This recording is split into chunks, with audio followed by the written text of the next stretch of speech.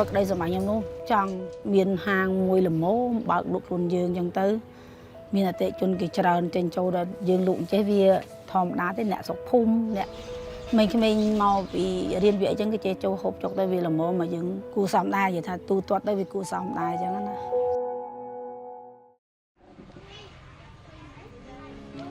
ខ្ញុំឈ្មោះឃីមស្រីមទីនៅបច្ចុប្បន្ននៅចាក់ងរ៉ែលើខ្ញុំមានប្រកបមុខរបរលក់ប្រហិតបង្ទាពងមាន់អាំងបង្ទាកូននឹងហើយនឹងកាទៀវស៊ុបនិងខគោកូនខ្ញុំមាន3នាក់ប្រុស2ស្រី1ប្រុសច្បងនោះគាត់ធ្វើការហើយប្តីខ្ញុំគាត់រត់ឡានបើកឡានទេសចរដឹកភ្ញៀវទេសចរហើយកូនប្រុសទី2គាត់នៅរៀនទី3គាត់នៅរៀនដែរ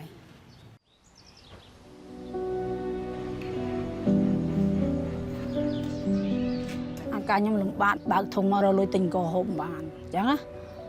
តែយើងចេះតែគិតយើងចេះតែរិះរកក្រុមមធ្យោបាយនិយាយរួមជួបទាំងអស់សូម្បីតែខ្លួនឯងតាំងពីដើមមកធ្លាប់តែអ្នករស់ស៊ីមិនដែលជួប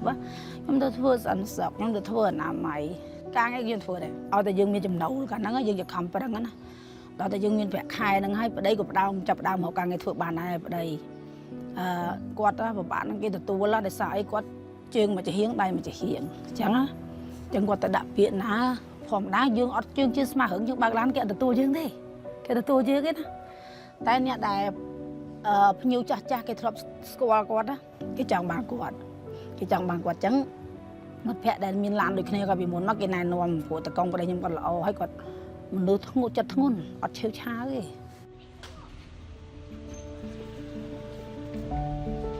តបមកក៏យើងក៏រស់ស៊ីមានឡានខ្លួនឯងយើងរស់ស៊ីវាគ្រូអានបាសល់ទូធាដែរដល់ពេលមកកូវីដនេះខ្ញុំក៏ឈឺខ្លាំងគាត់ក៏ឈឺអញ្ចឹងទៅ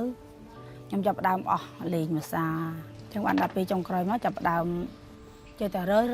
គ្រប់មធ្យោបាយដើម្បីធ្វើមិនឲ្យបានចំណូលដើម្បីគ្រប់គ្រងគ្រួសារនិងកូនអញ្ចឹងណាអញ្ចឹងខ្ញុំក៏ភាសាមួយគាត់នឹងរឿងខ្ចីលុយមីក្រូហិរញ្ញវត្ថុបានគាត់ថាមានតែអញ្ចឹងក៏អូខេទៅក៏លោកគ្រូគាត់មកគាត់ណែនាំខ្ញុំចាប់ដើមខ្ចីគាត់អញ្ចឹងទៅចាអញ្ចឹងវិញនោះមកក៏វា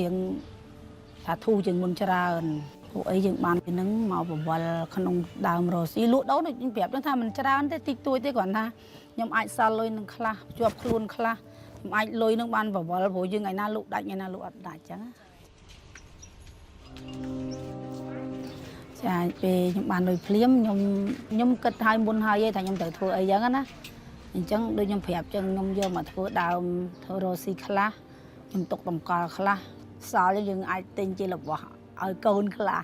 ចាចឹងណាយើងឆ្លៀតហើយយើងទុកធ្វើមិនទុកនៅក្នុងកង់នឹងខ្លះតម្កល់ដើម្បីលោតាខែណាដែលយើងរកលុយអត់ទាន់យើងត្រូវមានលុយនឹងអាចទប់គេវិញបានពេលដែលខ្ញុំលក់អត់ដាច់ខ្ញុំមានលុយនឹងខ្លះដើម្បីយកមកទៅបន្តទិញតំណែងមកថែមអញ្ចឹងយើងវាអត់ទៀងព្រោះយើងលក់អញ្ចឹងត្រូវការចំណូលជាបន្តហើយយើងចំណាយម្ហូបចំណាយលុយកូនរៀនអីចឹងទៅ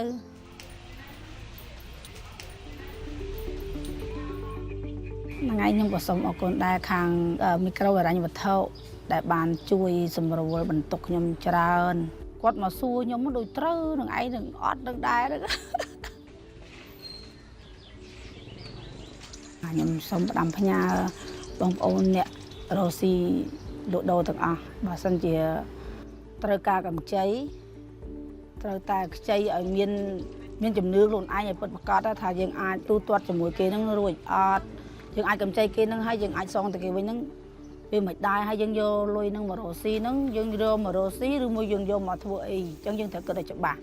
ចាំយើងខ្ចីគេបើសិនថាយកមកគ្រាន់តែចាយឬត្រូវការលំអោខ្លួនទេកុំឲ្យលំបាកខ្លួនអីកុំ